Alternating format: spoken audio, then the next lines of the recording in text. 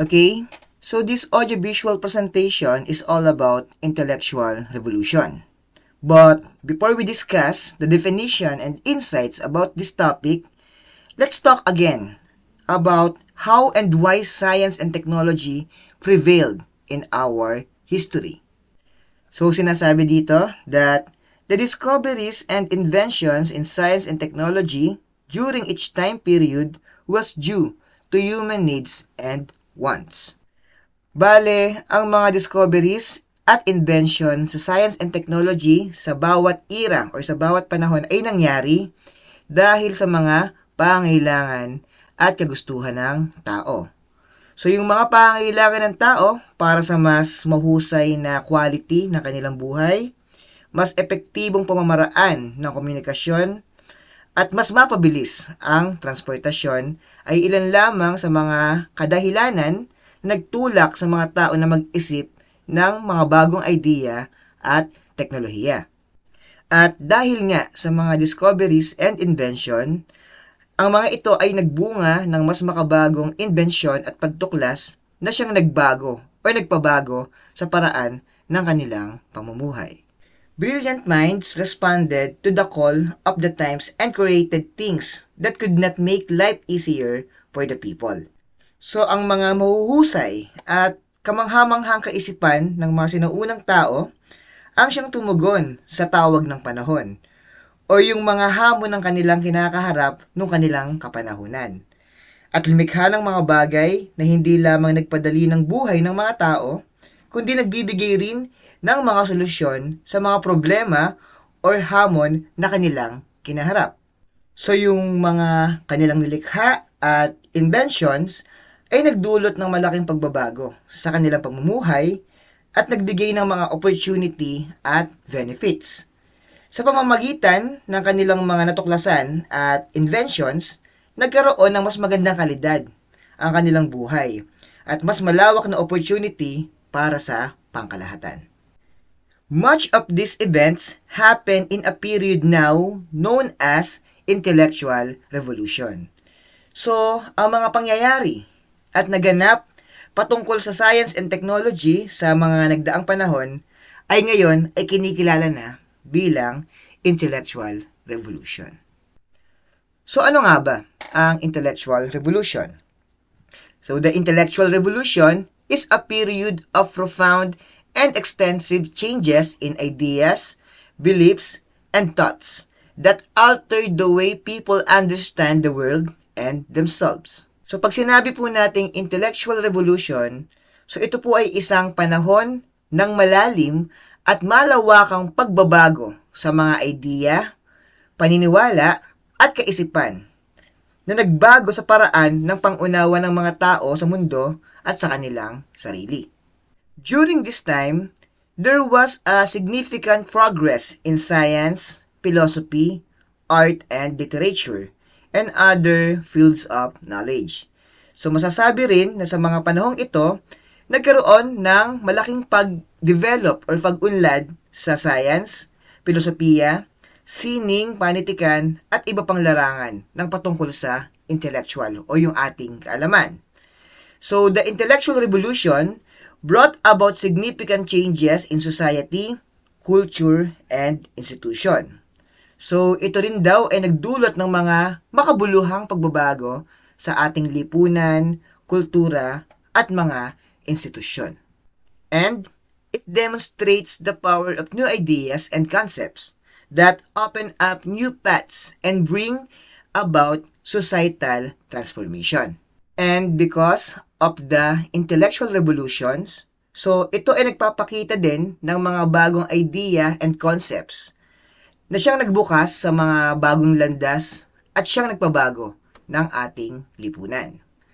And since we talk about intellectual revolution, we will tackle yung tatlo sa pinakamahalagang intellectual revolution na nangyari sa ating kasaysayan.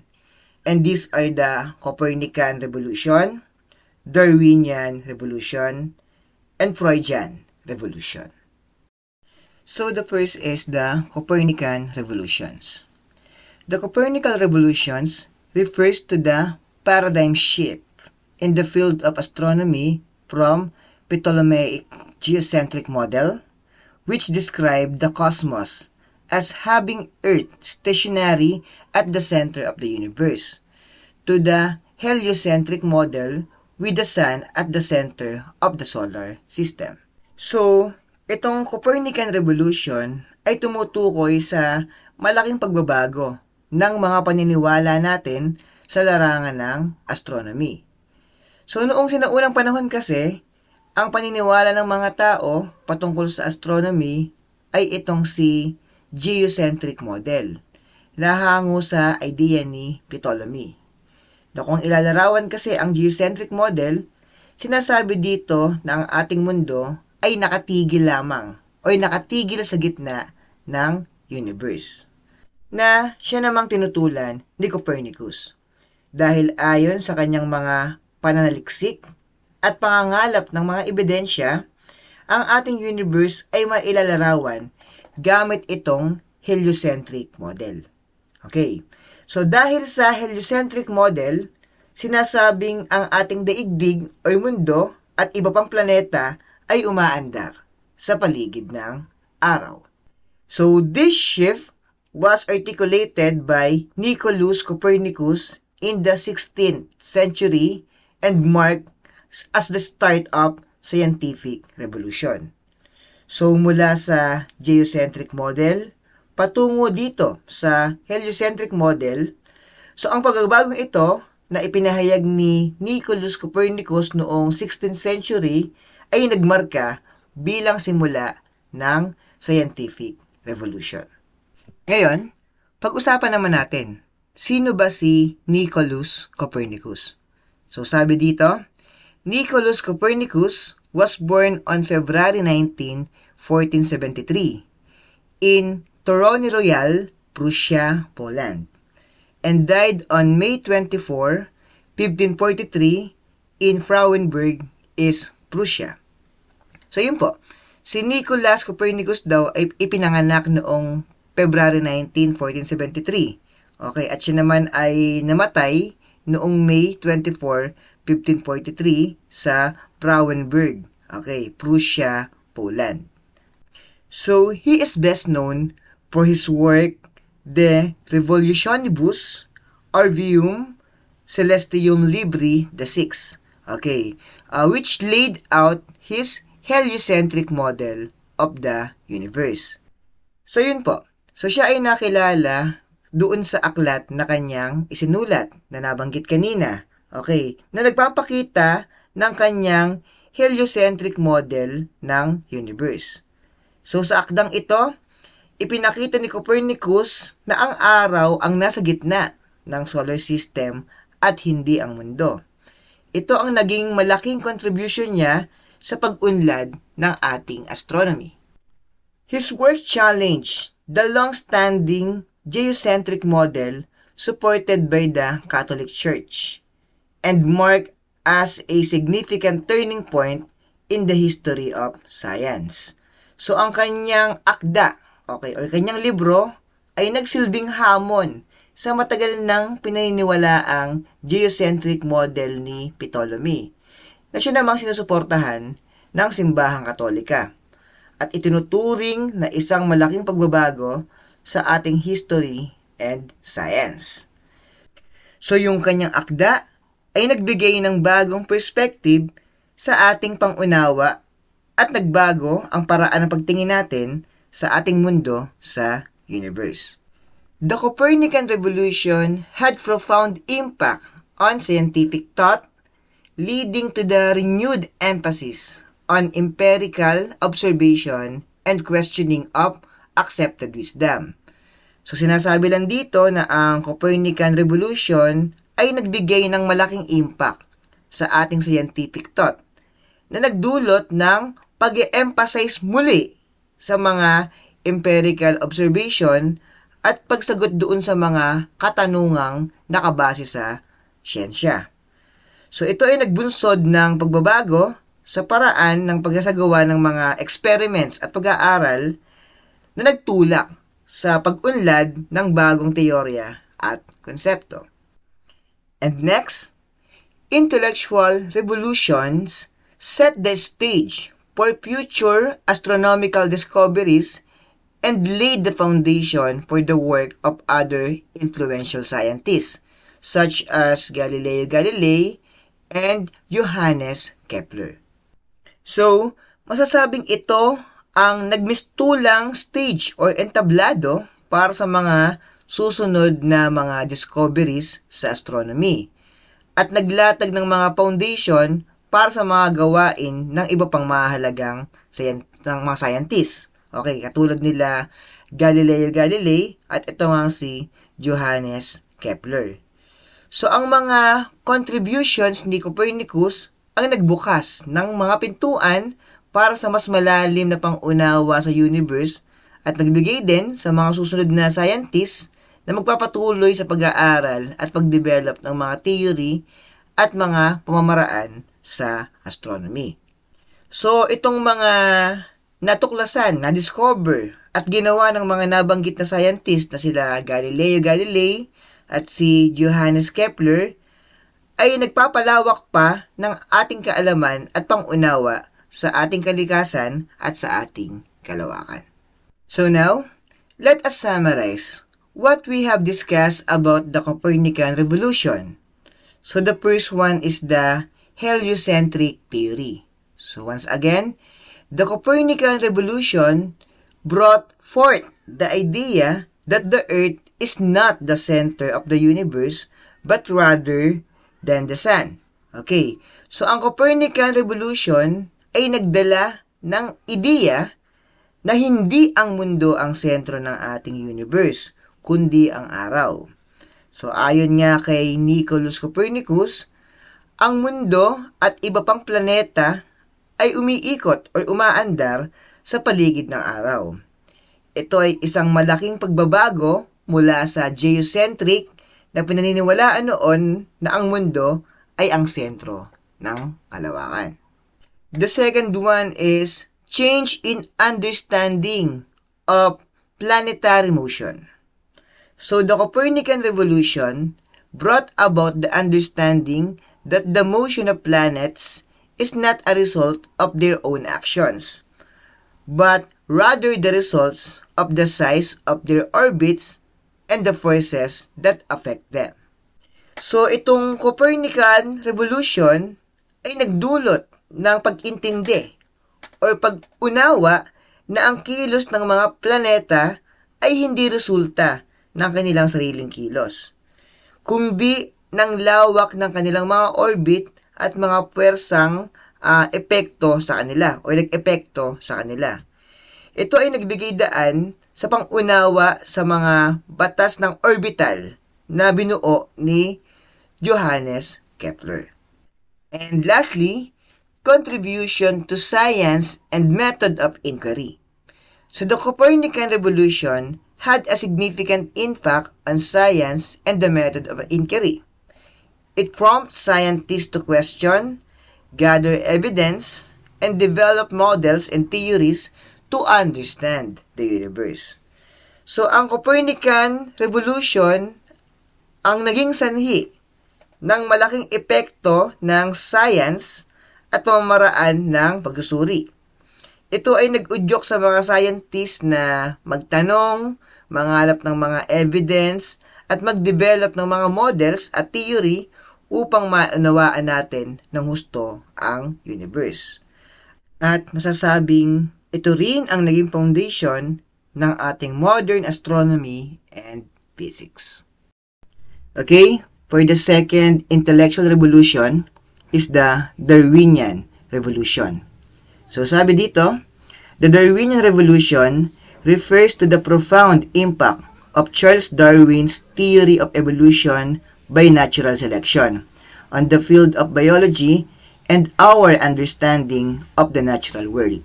So, ang Darwinian Revolution ay tumutukoy sa napakalaking impact ng teorya ni Charles Darwin. So, ang kanyang teorya ay patungkol sa evolution sa pamamagitan ng natural selection sa larangan ng biology. At sa ating pangunawa sa lahat ng mga bagay na likas o natural na umiiral sa ating mundo or kung tawagin ay natural world. Darwin's revolutionary ideas presented his seminal work on the origin of species, published in 1859, challenged prevailing beliefs about the origin and diversity of species. So, ang kanyang mga idea ay kanyang ipinresenta sa kanyang aklat na pinamagatang On the Origin of Species noong 1859. So ito ay nagdulot ng malaking pagbabago sa pananaw patungkol sa pinagmulan at pagkakaiba-iba ng mga species. Bago ang aklat ni Darwin, ang pangkaraniwang paniniwala noon ay ang mga species ay hindi nagbabago at lahat tayo ay nilikha na ganito kaagad ang anyo. Ganun pa man, ipinropose ni Darwin ang ibang paliwanag batay sa kanyang mga obserbasyon at mga pag-aaral. So, Darwin's theory proposed that species evolve over time through the process of natural selection. So, where individuals with advantageous traits are more likely to survive and reproduce, passing on those traits to future generations. So, this concept revolutionized our understanding of the mechanism driving the diversity of life on Earth, replacing earlier notion of fixed species and divine creation. Ayon sa kanyang teorya, ang mga species ay nag-e-evolve sa paglipas ng panahon sa pamamagitan ng proseso ng natural selection, kung saan ang mga individual na may katangian at kayang i-absorb ang kanyang environment ay mas malamang na mabuhay at magparami, na nagpapasa ng mga katangiang iyon sa mga susunod na henerasyon.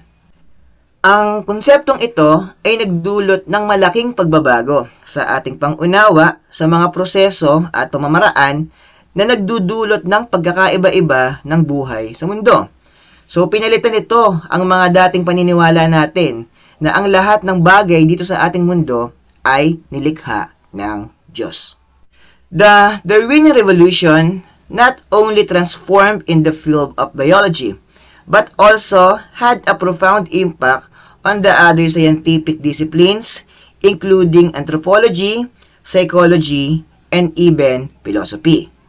It sparked debates, discussion, and further research, leading to a deeper understanding of the interconnectedness of all living organisms and the intricate processes that shape life in our planet. So sinasabi dito na ang Darwinian Revolution ay hindi lamang nagpabago ng larangan ng biology, kundi nagkaroon din ito ng malaking impact sa iba pang mga science disciplines, kagaya ng mga nabanggit, anthropology, psychology, at pati na rin sa philosophy. So kagaya din ng kay Copernicus, ang kanyang teorya ay hindi naman kaagad sinang-ayunan ng lahat. Ito ay dumaan din sa mga debate, talakayan, at karagdagang research na nagdulot ng mas malalim na pangunawa sa pagkakaugnay-ugnay ng lahat ng nabubuhay ng organismo at ang mga proseso na bumubuo sa buhay ng ating planeta. Today, Darwin's theory of evolution stands as one of the most influential scientific ideas in history, providing a framework for understanding the unity and diversity of life, and guiding ongoing research in fields such as genetics, ecology, and evolutionary biology. Sa kasalukuyan, ang teorya ni Charles Darwin sa evolution ay itinuturing na isa sa pinakamaimpluwensyang idea sa kasaysayan ng science, na nagbibigay ng isang framework para sa pag-unawa sa pagkakatulad at pagkakaiba-iba ng buhay at nagbibigay ng gabay sa patuloy na research sa mga larangan tulad ng genetics, ecology, and evolutionary biology. Ngayon, pag-usapan naman natin ang kanyang mga naging observation nung siya ay bumisita sa Galapagos Island. So sabi dito, the observations made by Charles Darwin during his visit to the Galapagos Islands greatly influenced his theory of evolution. So here are some key observations that played a significant role. So for number 1, the variation in species. So Darwin noticed that each island in the Galapagos had its own unique species of plants and animals. He observed that these species had slight variation from one island to another, suggesting that they had adapted under specific environments. So una, napansin ni Charles Darwin na ang bawat isla sa Galapagos ay may sariling natatanging species ng mga halaman at hayop.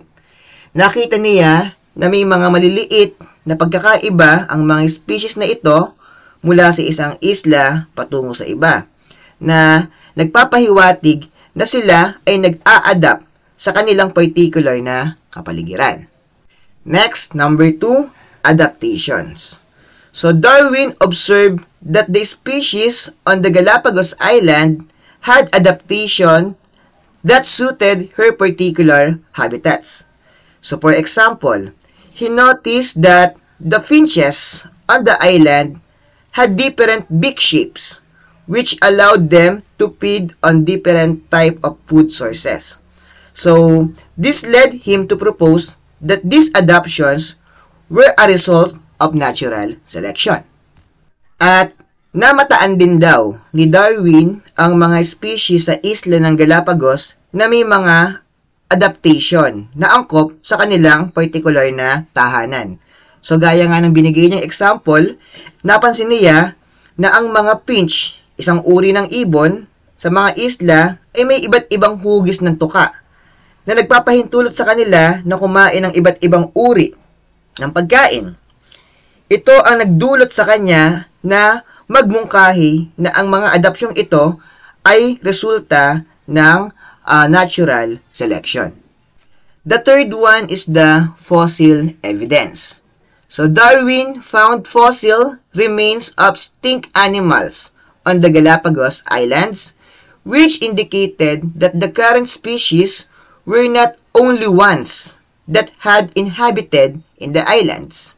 So this suggested that species had changed over time, support the idea of evolution.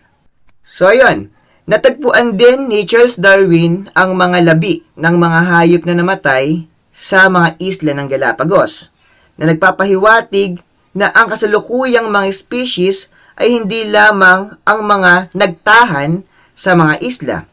Ito ay nagpapahiwatig na nagbabago ang mga species sa paglipas ng panahon na, yun nga, sumusuporta sa idea ng evolution. And lastly, similarities to mainland species.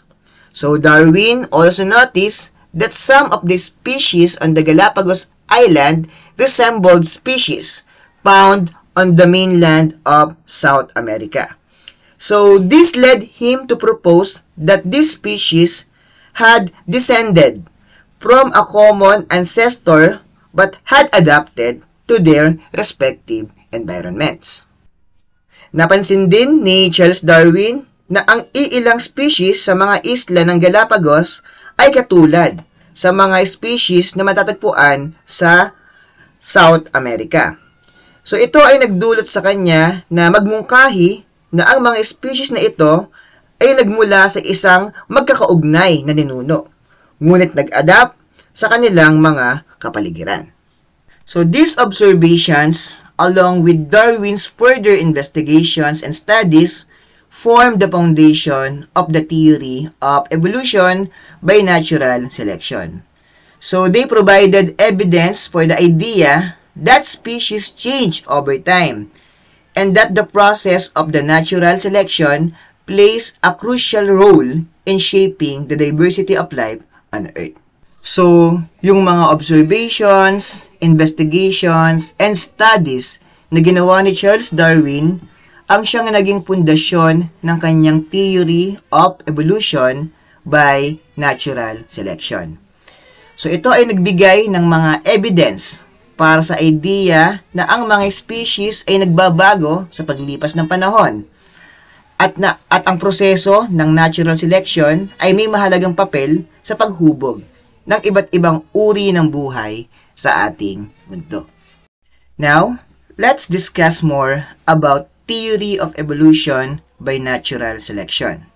So sabi dito, the main concept behind Charles Darwin's theory of evolution by natural selection is the idea that species gradually change over time through the process of natural selection. Ang pangunahing konsepto sa teorya ni Charles Darwin sa evolution ay ang idea na unti-unting nagbabago ang mga species sa paglipas ng panahon sa pamamagitan nga nitong proseso ng natural selection. Darwin observed that within a population, there is variation in traits among individuals. Some individuals may have traits that are more advantageous for survival and reproduction, while others may have traits that are less favorable. Napansin din ni Charles Darwin na sa loob ng isang populasyon ng mga species, may mga pagkakaiba-iba sa mga katangian ng mga individual. May ilang individual na may mga katangiang kapaki-pakinabang para sa pagkaligtas at pagpaparami. Samantalang ang iba naman ay may katangiang hindi gaanong kapaki-pakinabang. So, for the last part of the Darwinian revolution, let's talk about the key components of Darwin's theory of evolution by natural selections. So, una na nga dito, yung nabanggit na kanina, nung siya ay nag-observe sa Galapagos Island, is yung variation. So, sabi dito, individuals within a population exhibit variation in traits. This variation can be inherited from parents or arise through genetic mutations. Ang mga individual sa isang populasyon ay nagpapakita ng pagkakaiba-iba sa mga katangian. Ang pagkakaiba-iba na ito ay maaaring maipasa sa pamamagitan ng magulang o maaaring magmula naman sa mga genetic mutations. Then the second one is the overproduction. Organisms have the potential to produce more offspring that can survive to reproductive age. This leads to competition for limited resources. So dahil sa dami ng anak na maaaring ipanganak ng mga organism, hindi lahat sa kanila ay magkakaroon ng pagkakataon na mabuhay at magparami. Dahil sa limitadong pagkukunan tulad ng pagkain, tirahan at iba pa. Ang mga organismo ay posibleng maglaban-laban o magkaroon ng kompetisyon para sa mga ito. Then the third one is survival and reproduction. So individuals with traits that have well suited to their environment have a higher chance of surviving and reproducing. They pass on their advantageous traits to their offspring. So ano ang ibig sabihin nito? So ang mga individual na may mga katangiang angkop sa kanilang environment ay may mas na malaking tsansa na mabuhay at magparami. Ito ay dahil ang mga katangiang ito ay nagbibigay ng mga kakayahan at adaptation na nakakatulong sa kanila na mabuhay sa kanilang kapaligiran.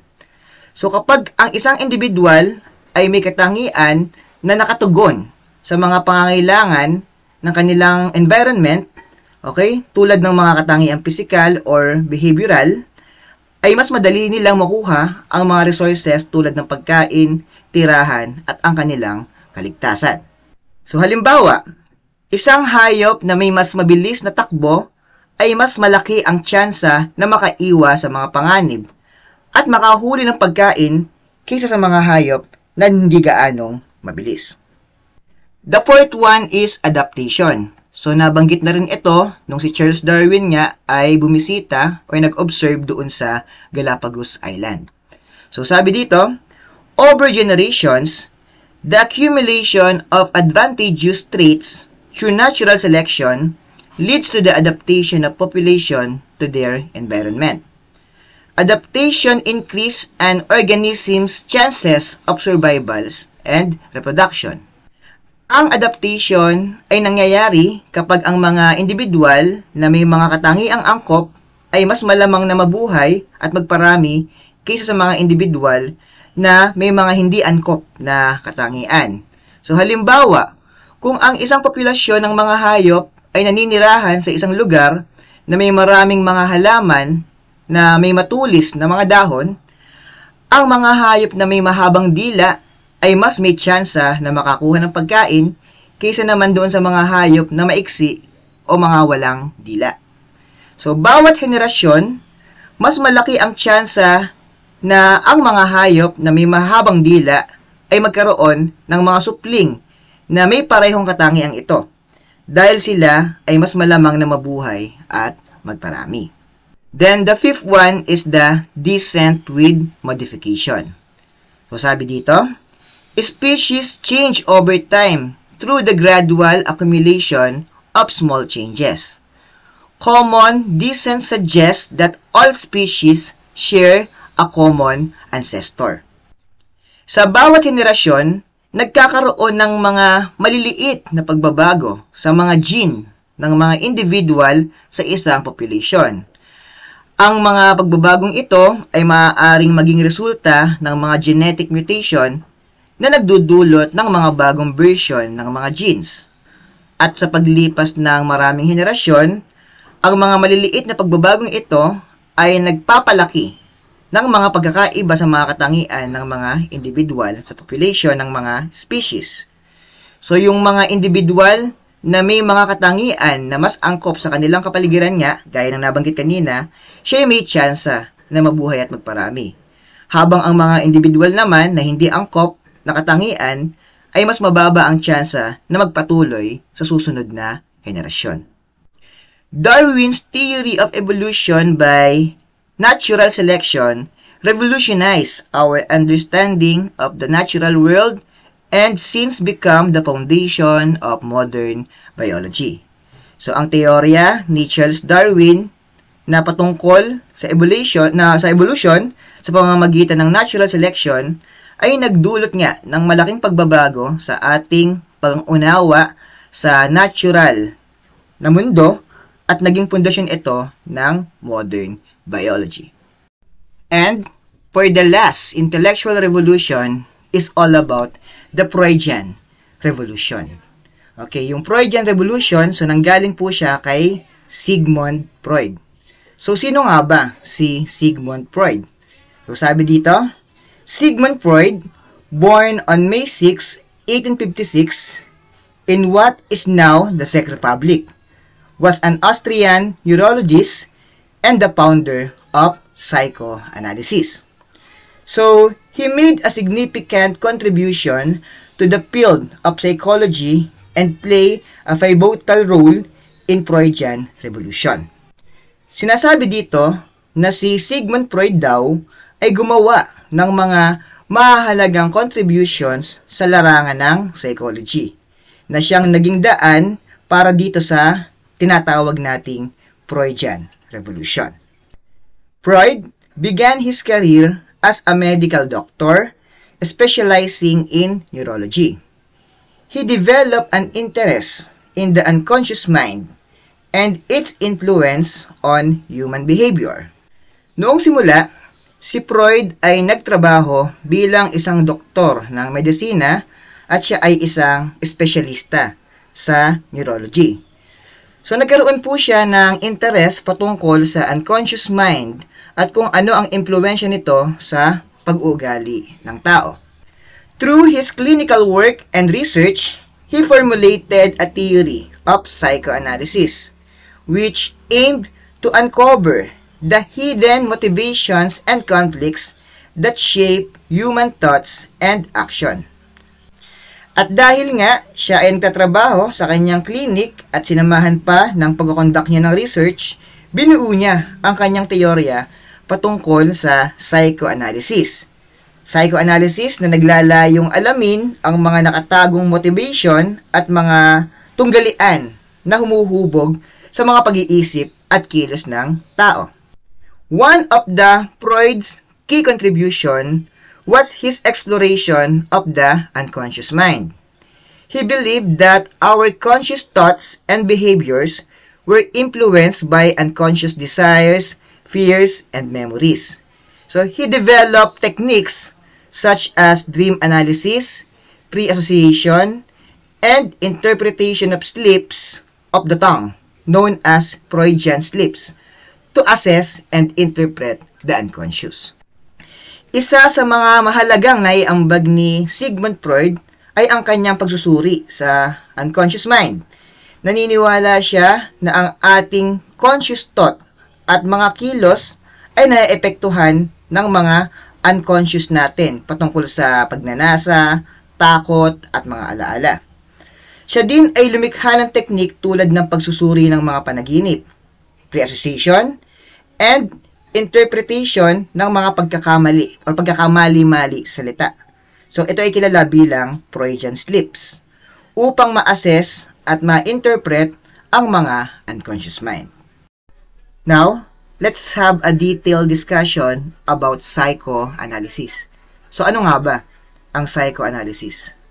So, sabi dito, psychoanalysis is a therapeutic approach that was developed by Sigmund Freud and is a key component of Freudian revolution in psychology. Ang psychoanalysis ay isang therapeutic approach na binuo ni Sigmund Freud at ito ay isang pangunahing bahagi ng Freudian revolution sa psychology. So ito ay isang uri ng therapy na naglalayong maunawaan at malunasan ang mga isyung patungkol sa psychology sa pamamagitan ng pag-aaral at pagsusuri sa unconscious mind o yung mga hindi malamang mga kaisipan, mga damdamin at mga gawi ng isang tao. It is based on the belief that many of our thoughts, emotion, and behaviors are influenced by unconscious processes and hidden motivations. Ito daw ay batay sa paniniwala na marami sa ating mga kaisipan, emosyon, at mga pag-uugali ay naaapektuhan ng mga unconscious processes at nakatagong motivation. One of the key principles of psychoanalysis is the exploration of the unconscious mind. So Freud believed that our unconscious mind contains repressed thoughts, desires, and memories that we are not consciously aware of, but that still influence our thoughts and behaviors. Ano nga ba ang unconscious mind? So, ang unconscious mind ay isang konsepto sa psychology na nagpapahiwatig ng mga kaisipan, damdamin, at proseso ng pag-iisip na hindi direktang napapansin o nauunawaan ng isang tao. Ito ay isang bahagi ng ating pag-iisip na hindi malayang sinasadya o kontrolado ng ating kamalayan. Ang unconscious mind ay binubuo ng mga karanasan, impormasyon, at mga saloobin na hindi natin agad na-access o napapansin. Ito ay maaaring nagmula sa mga karanasan noong ating kabataan, mga nakatagong pagnanais, mga takot, mga pangarap, at iba pang hindi malaman na proseso. By uncovering and bringing these unconscious elements to conscious awareness, psychoanalysis aims to help individuals gain insight into their inner conflicts and work towards resolving them.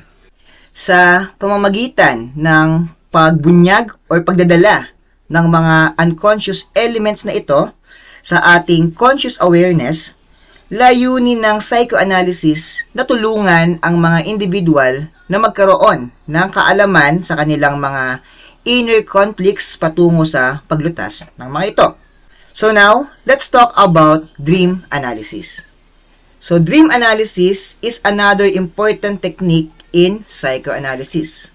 So Freud believed that dreams are a window into the unconscious mind and that they contain hidden meanings and symbols.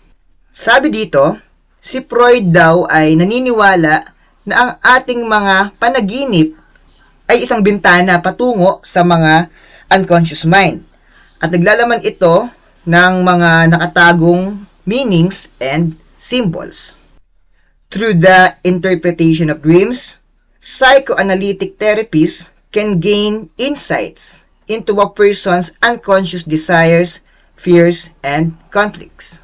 At sa pamamagitan ng interpretasyon ng mga panaginip, ang mga psychoanalysis therapists ay maaaring makakuha ng mga kaalaman tungkol sa mga hindi sinasadyang pagnanasa, takot, at mga tunggalian ng isang tao sa kanyang di sinasadyang isipan. By exploring and understanding these dream symbols, individuals can gain a deeper understanding of themselves and their psychological processes. Sa pamamagitan ng pagsusuri at pag-unawa sa mga symbols o mga simbolo ng mga panaginip na ito, ang mga individuals ay maaaring magkaroon ng mas malalim na pagkaunawa sa kanilang sarili at sa kanilang mga psychological processes. The next one is the pre-association.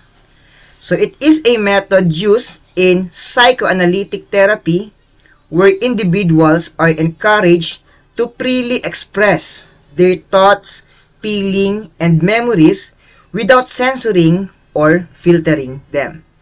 Ito namang pre-association ay isang paraan na ginagamit ng mga psychoanalytic therapy kung saan ay hinihikayat ang mga individual na malayang ipahayag ang kanilang mga kaisipan, damdamin at mga alaala na walang pag-censor or pag-filter sa mga ito.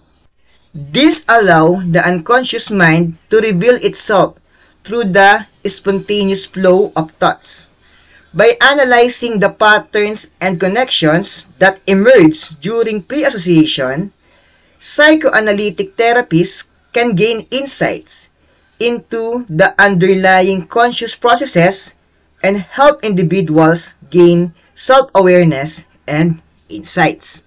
So ito ay nagpapahintulot sa unconscious mind na ipakita ang sarili nito sa pamamagitan ng malayang daloy ng mga kaisipan. Sa pamamagitan ng pagsuri sa mga patterns and connections na lumalabas sa panahon ng pre-association, ang mga psychoanalysis therapists ay maaaring magkaroon ng kaalaman tungkol sa mga nakatagong proseso ng unconscious mind at matulungan yung mga individual na magkaroon ng kamalayan sa sarili at kaalaman.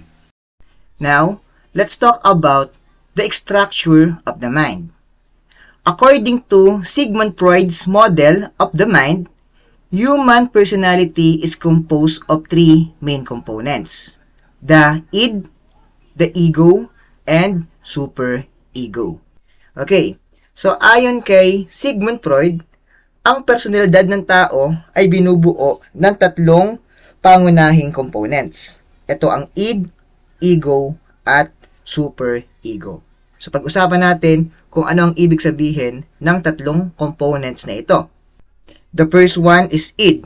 So sabi dito, the id represents our primitive and instinctual desires and operates on the pleasure principle, seeking immediate gratification without considering the consequence. So it is driven by basic needs and urge such as hunger, thirst, and sexual desires. Ang id ay kumakatawan sa ating mga primitibong pagnanasa at gumagana batay sa prinsipyo ng kasiyahan na naghahangad ng agarang pagkakatugon nang hindi man lang iniisip ang kahihinatnan. So, pag sinabing id, ito ay pinapakilos ng mga pangunahing pangangailangan at pagnanasa tulad ng gutom, uhaw, or yung sexual na pagnanasa. Next is the ego. So on the other hand, develops from the id and operates on the reality principle. So it acts as a mediator between id and the external world, talking into social norms, rules, and consequences. The ego helps us make rational decisions and find realistic ways to satisfy our desires. Ang ego naman ay nabuo mula sa id at gumagana batay sa prinsipyo ng realidad. Bali, ang ego ang siyang tagapag-ayos sa pagitan ng id at ng mundo sa labas, na iniisip ang mga social norms, mga patakaran, at mga kahihinatnan. So, ang ego ay tumutulong sa atin na gumawa ng rasyonal na mga desisyon at humanap ng mga realistic na paraan upang magbigay ng ating mga pagnanasa. And lastly, the superego. The superego represents our internalized moral standards and values.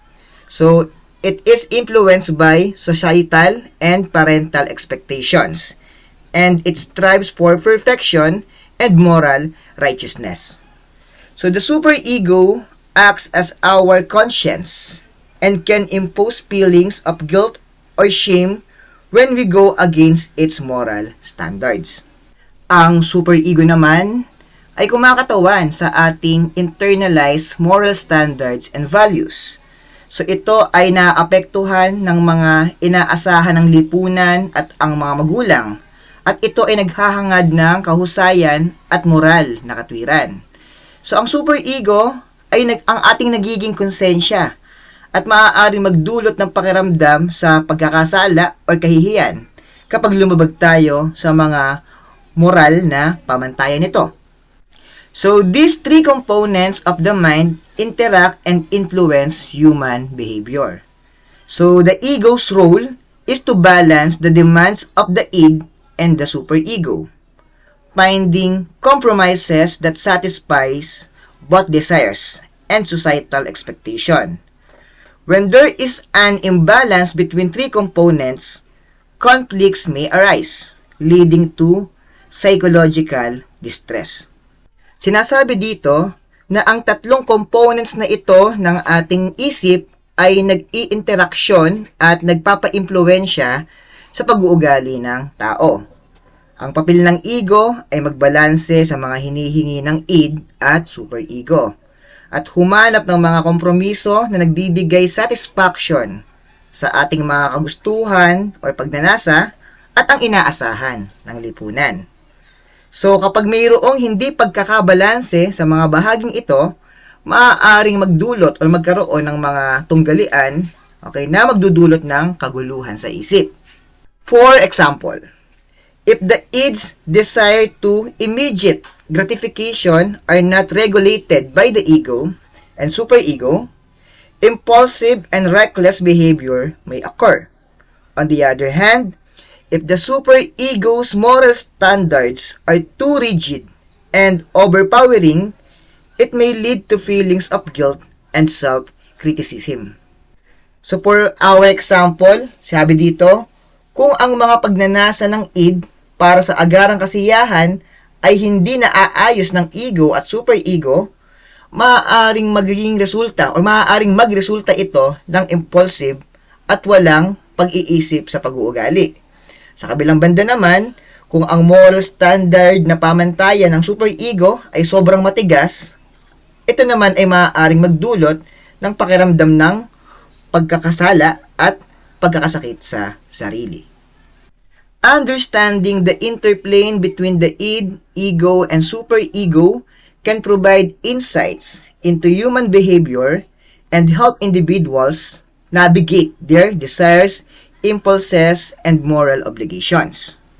Ang pag-unawa sa pagtutugma ng id, ego, at superego ay maaaring magbigay ng mga kaalaman sa pag-uugali ng tao at makatulong sa mga individual na pangasiwaan ang kanilang mga pagnanasa, impulses, and moral obligation.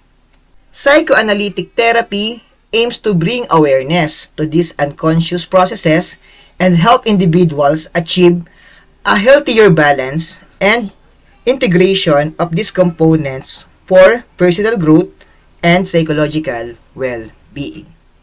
Sinasabi dito na ang psychoanalytic therapy ay naglalayong magdala ng kamalayan sa mga hindi sinasadyang proseso na ito at tulungan ang mga individual na makamit ang isang mas malusog na balanse at integrasyon ng mga bahaging ito para sa paglago at pagpapagaling sa psychology.